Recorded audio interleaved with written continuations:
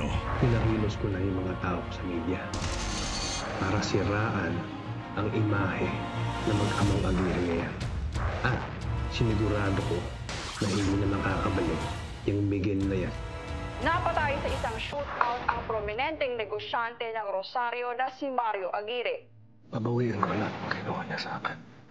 Pagbabayaran niya lahat. Tuloy ang takot.